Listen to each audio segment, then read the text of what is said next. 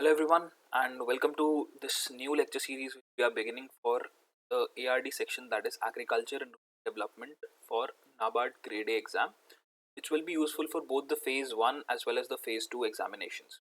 So, in this series, we will be discussing the agriculture section first, and towards the end, once we're done with the agriculture, then we'll do the rural development because it consists of only a couple of lectures, not more than that.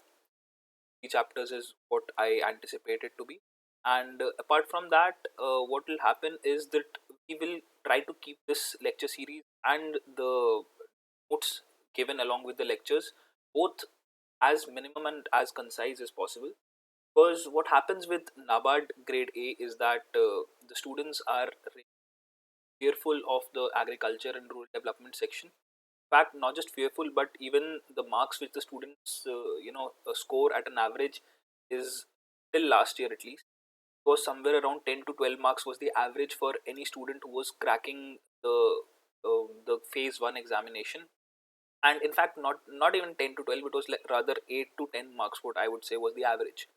So 8 to 10 out of 40 marks in the phase 1 examination, if that is the average of the students who are cracking the exam, then you can have a very well idea of how terrifying this subject can be for most of. So but the thing is that you don't need to worry about it. See, if it's hard for you, it's hard for everyone as well. Secondly, most students, the mistake that they make over here is that they try to become the masters of agriculture.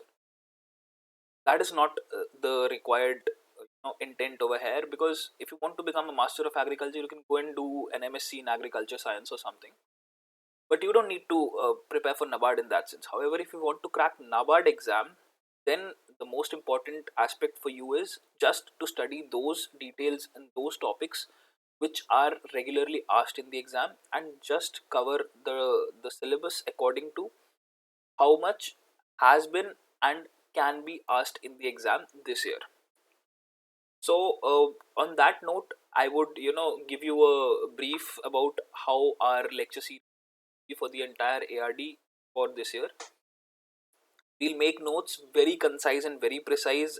Notes will be provided to you along with the course, and the lecture series will also be kept at a very small brief. Why? Because we are lit mode, and our goal is to leverage your time.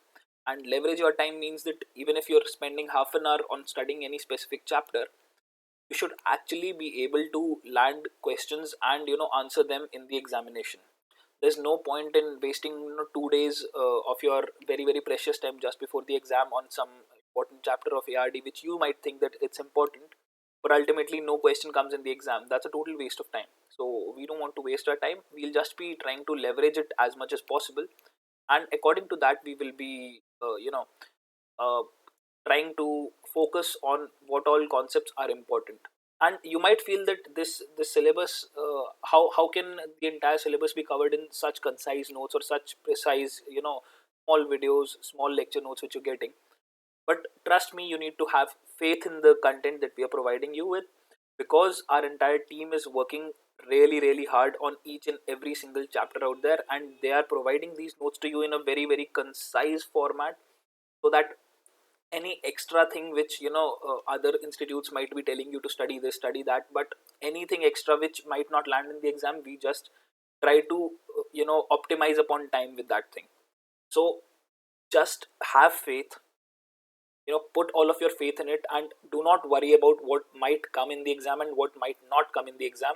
Just focus on studying what we've given and revising it again and again. Trust me, you will be able to score at least 70% marks in the agriculture, uh, the static syllabus out of this static content which we are providing you with. In fact, 70% is again a very conservative estimate which I'm giving you.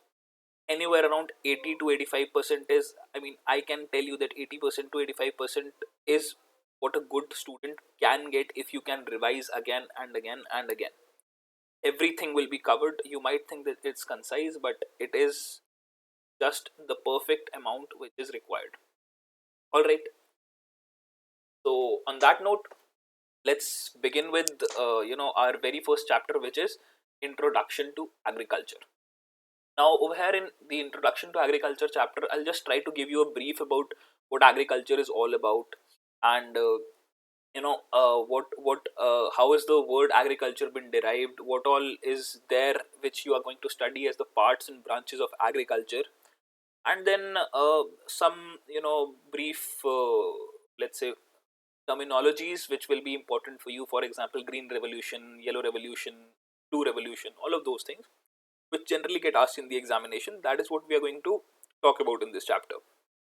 And when it comes to the syllabus aspect of the exam, then the agriculture and rural development syllabus, out of that, the agriculture definition, meaning its branches, and then the present scenario of Indian agriculture and allied activities. That is what is going to be covered out of the formal syllabus of ARD in this chapter. Alright, guys. So let's begin with the first chapter.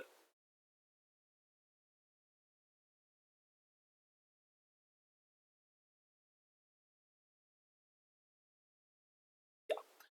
So the first topic over here is the definition of agriculture.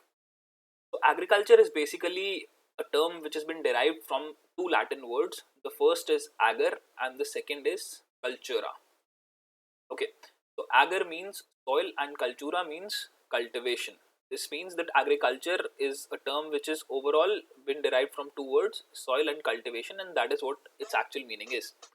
So it is the science, art, and commerce of producing crops and livestock for economic purpose and for the use of mankind. Okay, so there are two things over here, not just crops but livestock as well. So in a broader sense, what I can tell you is that for agriculture, things like livestock farming, wherein cow, sheep, buffalo, all of those come into being, and then not just livestock but even fisheries as well. This is also a very a broad basically agriculture is such a broad term that fisheries and even forestry and horticulture is wherein fruits, vegetables, flowers, all of these things are cultivated. So all these come under the whole sphere of agriculture. I'll tell you the seven different branches of agriculture later on, wherein you can understand what all components are coming under agriculture. But for now, what you need to understand is that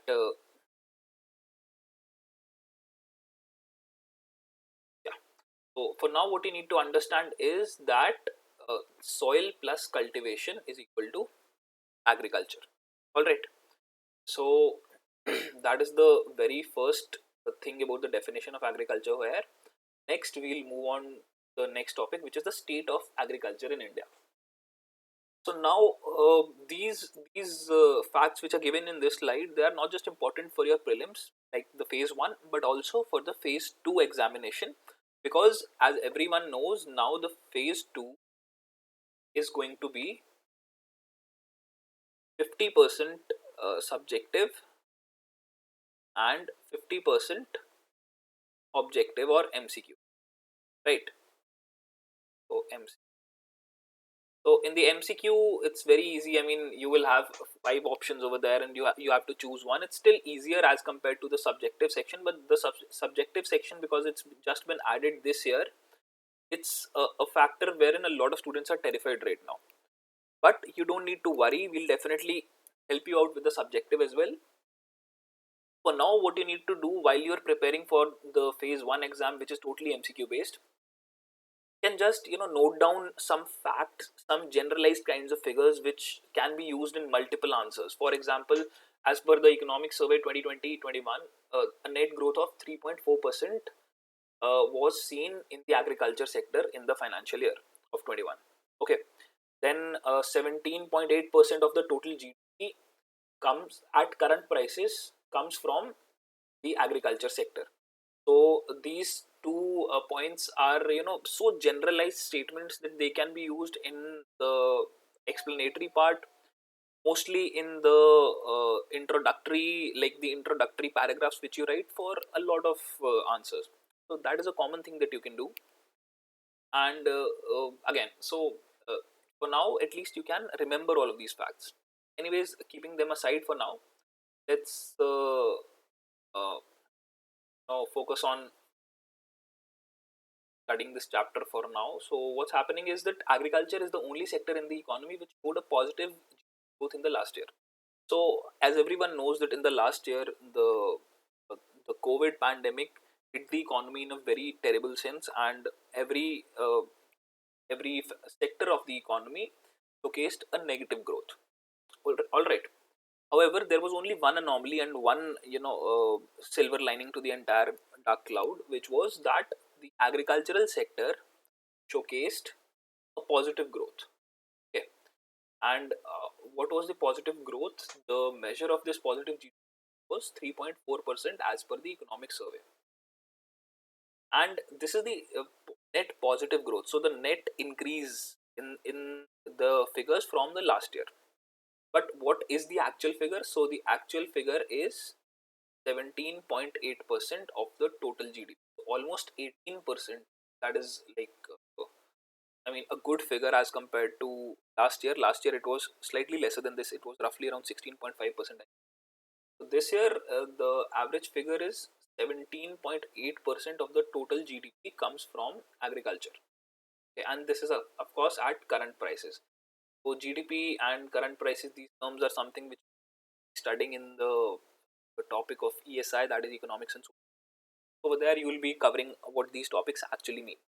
But for now, you can remember that 17.8% of the total GDP comes from agriculture sector. And again, from where have these figures been taken? Directly from the economic survey, which is again a very, very crucial document for your exam. Okay. Now, moving on to the next point which we have over here is that the census 2011, again a very, very important report for you. Census 2011 says that about 72% of the country's population 72% of the country's population depends on agriculture for its source of livelihood.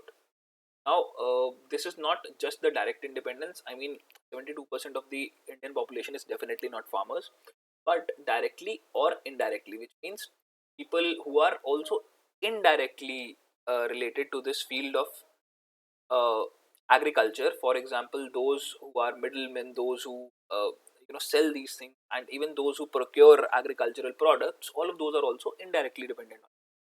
So 72% of the population is actually indirectly dependent on the agricultural sector for their livelihoods.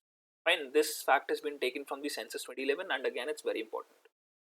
Next, agriculture contributes to 15% of India's exports. Again, an important fact, and it's extremely important because agricultural sector directly contributes towards the maintenance of food security for the nation, which is overall important for the national security. Because see, if you have sufficient food in the country, you will not have to rely upon any other external source, right?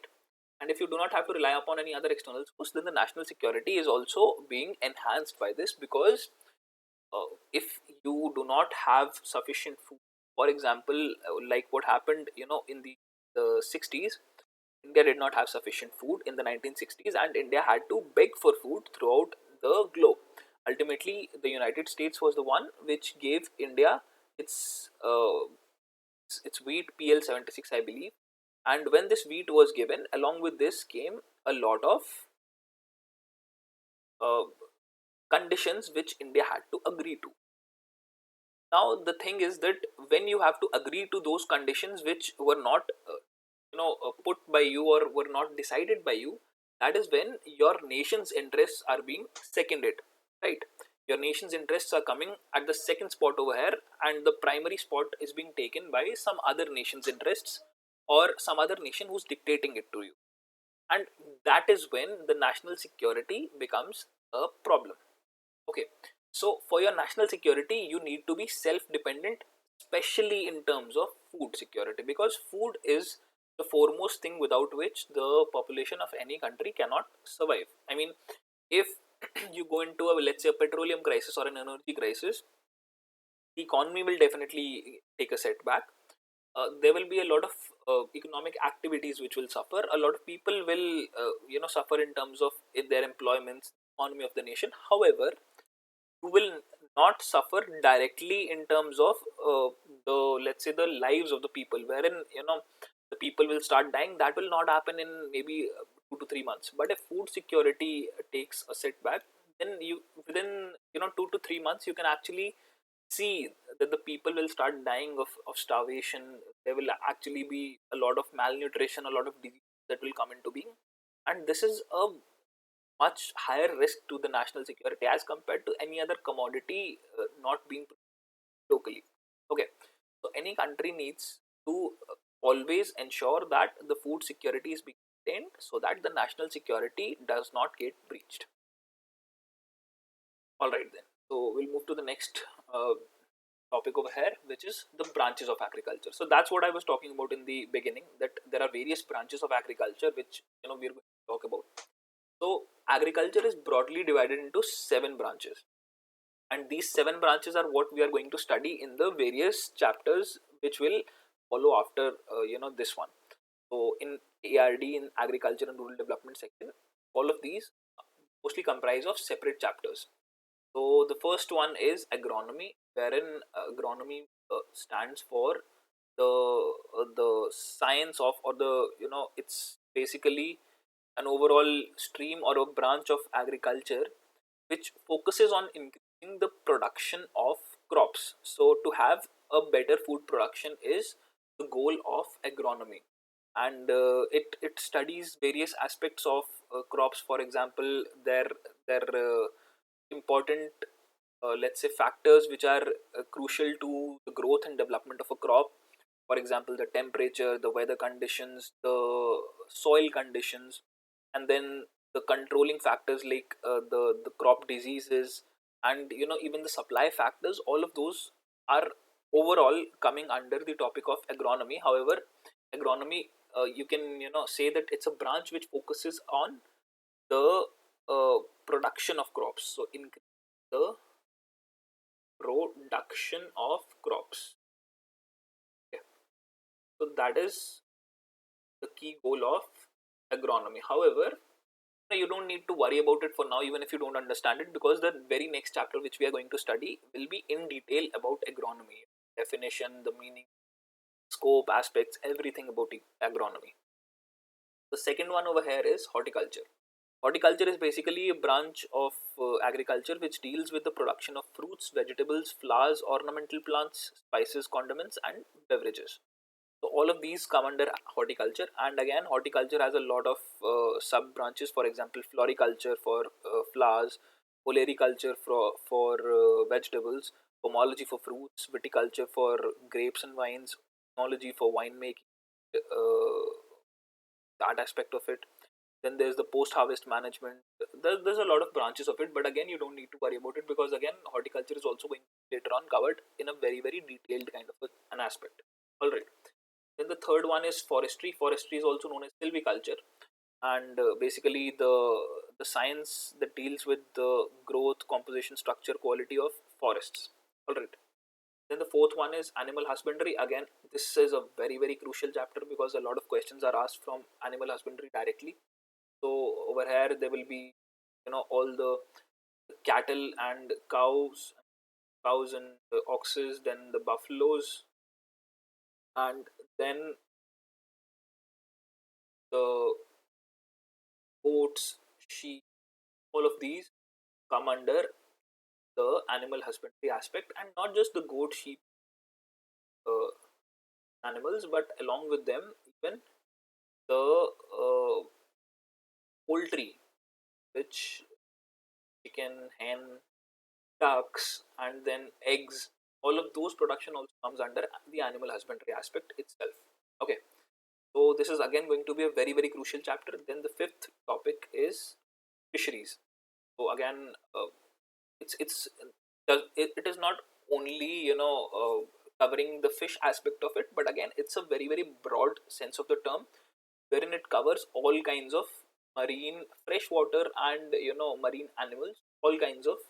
So wherein you can talk about, let's say, prawns, lobsters, crabs, and then the fish overall, freshwater and saltwater fish.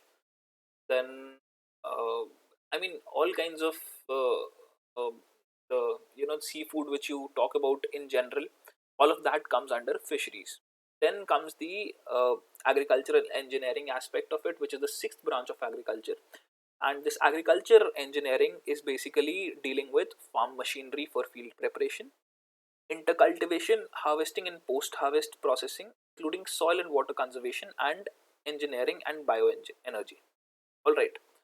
And basically, I mean, any kinds of machinery and those mechanical aspects which we are using on our farms, that comes under agricultural engineering.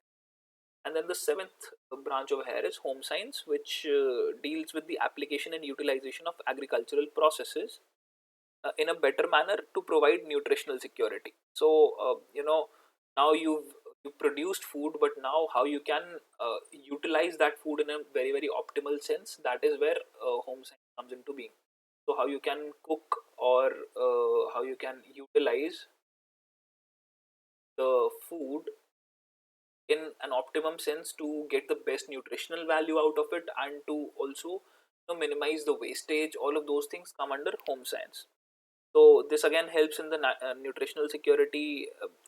Along with that, also the value addition to, for example, you make them into, um, let's say, some jams or something, or anything which can be preserved in a better sense, and not just preserve but also in add value to the.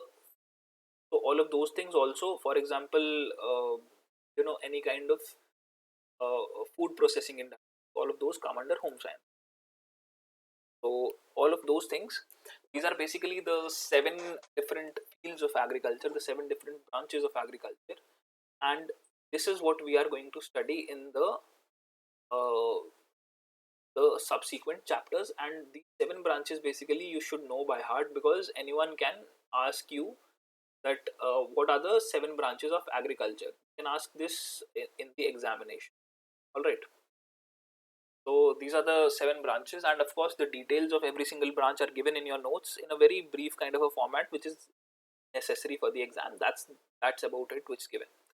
So I think it shouldn't take more than maybe 1 hour or so for you to at least go through the first chapter, and to memorize things by heart. I think 3 hours or so should be, and that's something of a timeline which you actually need to follow. That is the only way you will be able to cover the entire agriculture syllabus within a month for the exam, which is almost the time which you have right now.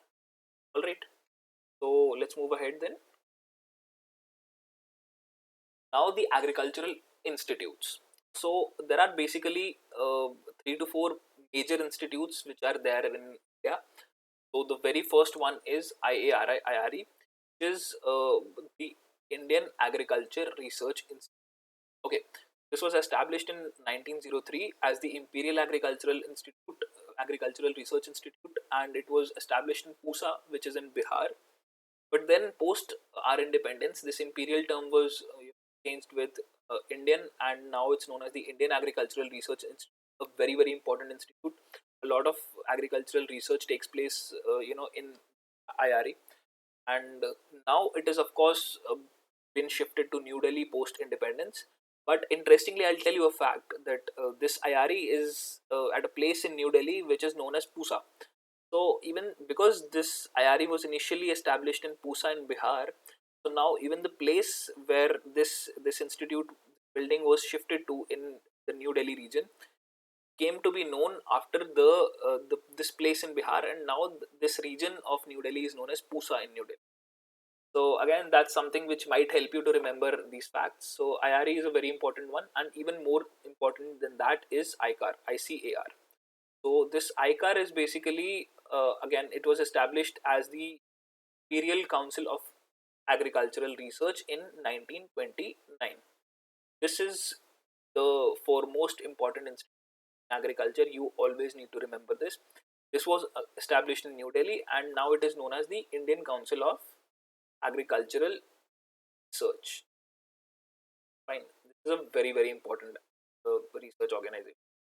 You will come across this ICAR term a lot when you study the current affairs, the news sections, all of those. In fact, also the government scheme for agriculture, and you'll be familiar with it from now on, so it will be easy. Then the third term is the first ever state agricultural university, the first ever agricultural university in India.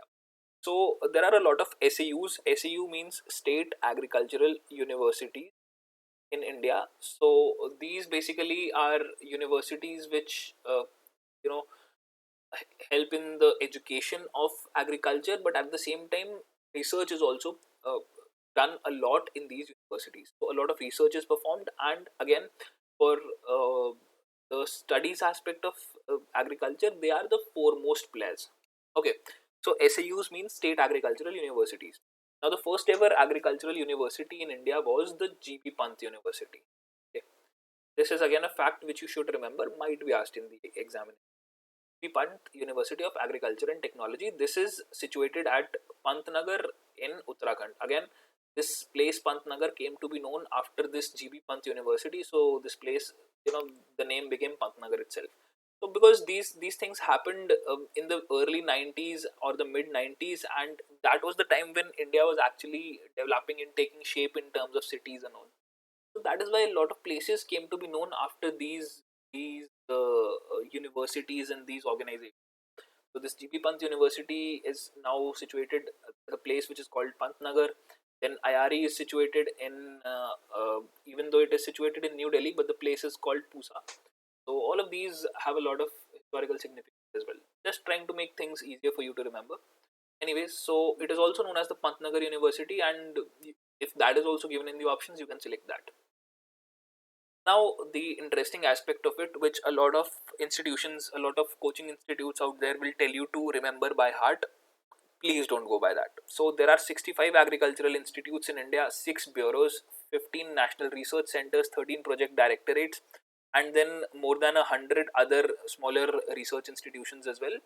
So 100 plus there as well. Now most institutes will give you a list of all of these institutes. Say that just go and remember them by heart, because at least one or two of them is asked every year in the exam. That is, first of all, a crazy wastage of your mental capacity. Not need to do that, because remembering all of the names by heart and then remembering where each and every one of these institutions is located. So generally the questions asked in the examination are, where is this X institution located? Is it in, let's say, Delhi, or maybe Ahmedabad, or Kanpur, or where? I mean, whatever four to five options which they'll give, or maybe none of these. That is how the questions are asked. So they generally ask about the location, the place where these institutions are located. Now, if you try to remember almost these 200 institutions, all of their names and where they are located, that is just a wastage of your mental capacity. Please not do it, because these institutions do not understand how the things in the examination are working out. So what they do is, just to make sure that by the end of the examination, when they come out with the list of questions and they can say that okay, 100% of the questions were asked from our syllabus, or 80% of the questions came from what all we had covered in our syllabus which we gave you to study, that is just a wastage of your time. I mean, for that we could also give you a 100-page list and tell you that remember everything. Ultimately, everything will be coming from syllabus itself. That is not an optimal way of studying. So what you need to do is, you need to understand how these questions are coming in the exam, and you need to cover them accordingly. So now these six bureaus are something which you can remember very easily, because this is a very small number. So the six bureaus which are present in India for agriculture: the National Bureau of Plant Genetic Resources, Delhi; the agriculturally important microorganisms, MAU, Uttarakhand; and the remaining ones which subsequently follow. These six bureaus you can definitely remember by heart, with their locations where they are located. So you can do these, and this list is also provided in your notes. But more than this six, do not blindly go and remember each and every one of these institutions, the ICAR Institute and the National Research Institute, or the project directorates. Any of them which is in news, I repeat, in news in the last 3 to 4 months. Now, again, some people might come to you and say that you have to do all of those which are there in the last 12 months news, or maybe the last 6 months of news. No, all of the institutions, research centers, and the bureaus which were in news in the last 3 4 months, only remember them. I repeat, only remember them. And how will you get this list? Go through the news, the current affairs section, and the agricultural current affairs if you follow some separate ones from some institute. Just those, go through them in detail. And while you're studying, if you come across any of these institutions, you just need to be mentally aware. If you come across any of these institutions over there, I think in the last 3 to 4 months, there'll be a list of 10 to 15 at max. That is what you have to, make a separate list of. Or, if you don't want to make a separate list, you can just make a note of the bureau or the institute which comes while you're studying. You can just star mark it over there and just try to remember these 10 to 15 institutes. That is pretty much it. Nothing will be asked outside of those.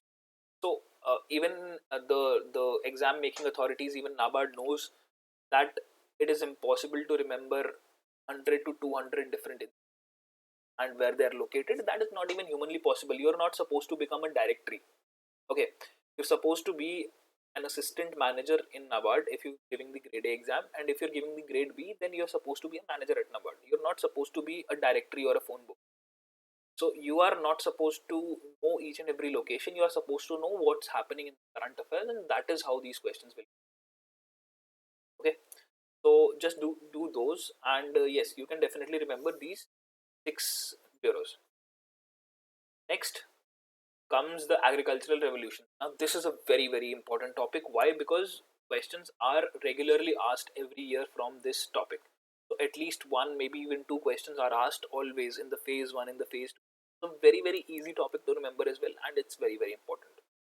So what you have to do over here is there are various colored revolutions which are there: the green revolution, the evergreen revolution, the rainbow revolution, white, red, yellow, round, blue. You have to remember all of these, the agricultural products which they are directly related to, and the father of this revolution. So the father in India is most important for you.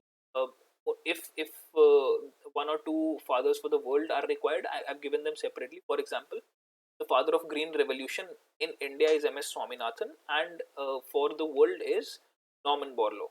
So this Norman Borlaug is important, but for all of the other terminologies, only the person who is the father of this revolution in India is the important aspect. So green revolution is basically related with food grains. And who is the father of green revolution in India? It is Dr. MS Swaminathan. Then comes the evergreen revolution. Evergreen revolution is basically an integration of ecological principles in technology development. So it's basically to, to sustain that green revolution. The evergreen revolution was the next term which again Dr. MS Swaminathan came up with. Then there's the rainbow revolution. Rainbow revolution is basically an amalgamation of all these colors of revolution. So there's the green, white, red, yellow revolution. If you bring all of them together, then this becomes the rainbow revolution, the sustainable agricultural revolution in all these areas. Okay, all areas is the important aspect. Then comes the white revolution. White revolution is also known as the Operation Flood, and it is white. It's very easy to remember. It is directly associated with milk and the milk products. And Verghese Kurian was the father of white revolution in India. Red revolution, again very easy to remember. Red means meat and tomatoes. So it can be associated with either meat or tomatoes. Generally, it is associated with meat. And Vishal Tewatia is the father of red revolution. Yellow is oil seeds. Round revolution, again, see, all of these terms are very easy to remember. Either the colors, or if, for example, round is the shape. Generally, potatoes are round, or somehow round or oval, whatever you can say. But it's still very easy to associate these terminologies with the agricultural product that is associated with them, and it's very easy to remember. Apart from that, the names are there for not all of those, but at least where the names are given, should try and at least memorize them once. Very easy exercise, will take you hardly 20 minutes or so to remember this table along with the second one which is given over here. And trust me, at least one question will definitely land in the examination. 1 mark already. See, so blue revolution, again very easy: fish and aquaculture, fisheries basically. And Dr. Arun Krishnan and Harilal Chaudhary are the fathers. Next comes golden revolution. Golden is the color of honey. It is also the color which is associated with horticulture and fruit. So fruits is also a subcomponent of horticulture. Overall, horticulture is where this golden revolution can be associated. And Deepak Gaj is the father of golden revolution. Silver is associated with the poultry or eggs as well. And Indira Gandhi was the father, or let's say the mother of the silver revolution, however you want to consider it. Then comes the golden fiber and the silver fiber. So now for the fibers, cotton is white in color, that is why it is associated with the silver fiber, and is yellow in color, that is why it is associated with golden. So golden and silver revolution for fibers. Then the protein revolution is a very latest term, and this was actually coined by Narendra Modi and Arun Jaitley. Both of are the BJP leaders for the current era. I mean, the late Arun Jaitley just passed away a few years back, but Narendra Modi is our prime minister, and both of them were the ones who coined this term of protein revolution, which is actually associated with higher agricultural production in terms of technology driven green revolution. All right.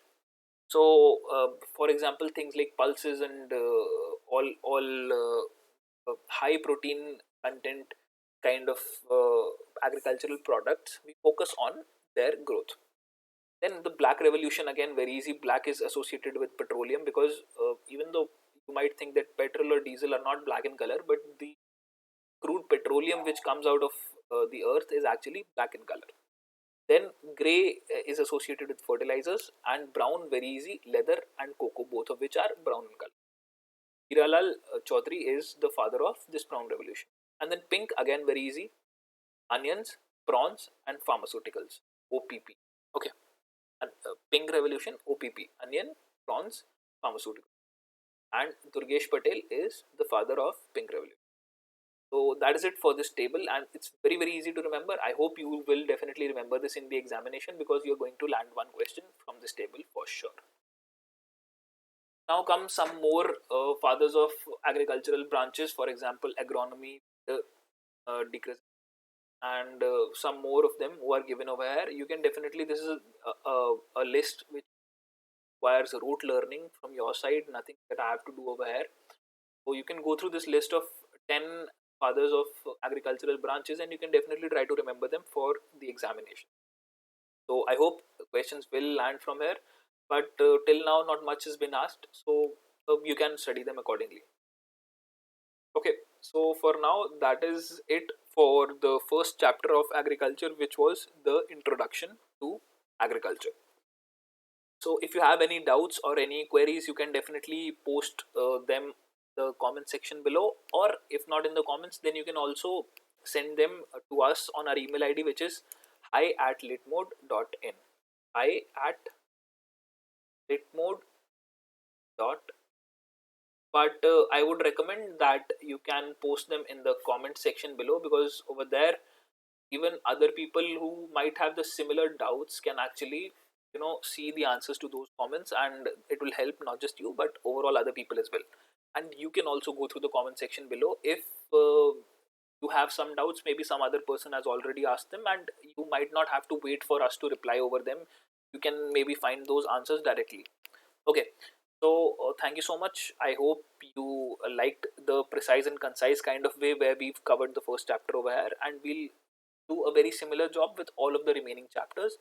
We'll cover them in a very concise and a precise format. We'll cover them as fast as we can for you, and also we'll give you a very concise kind of a content for each and every chapter in the overall content which we are providing you as well. So just go through them.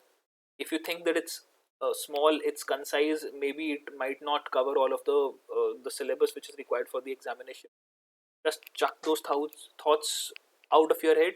Do not think about these thoughts again. You just need to have faith and confidence in the material that we're providing you with. Trust me, you will be able to crack the exam. That is the sole purpose over here. The purpose is not to become, I will repeat this, the purpose is not to become the masters of agriculture or an MSc in agriculture or something. The purpose over here is just to crack the examination. That is pretty much it. You think the syllabus is concise, go through it again. You still think that you have more time, go through it again and again and again. Because trust me, there will be questions in the examination for which I would have taught you, for which material would already be covered in these contents, and yet you may not be able to recall at that moment because you have not revised it sufficiently. The best material is not the one which covers each and every aspect of it, because it will be so huge you won't be able to cover it for the examination. The best material is which covers most aspects in a very concise format, and you are able to study it and revise it at least twice before the examination. Just study and revise. Trust me, you will be able to crack the exam with this. All right. Thank you so much, guys. I hope you you were able to follow through. If there's any other doubt, you can definitely get back to us. All right. Thank you so much. Goodbye. Take care.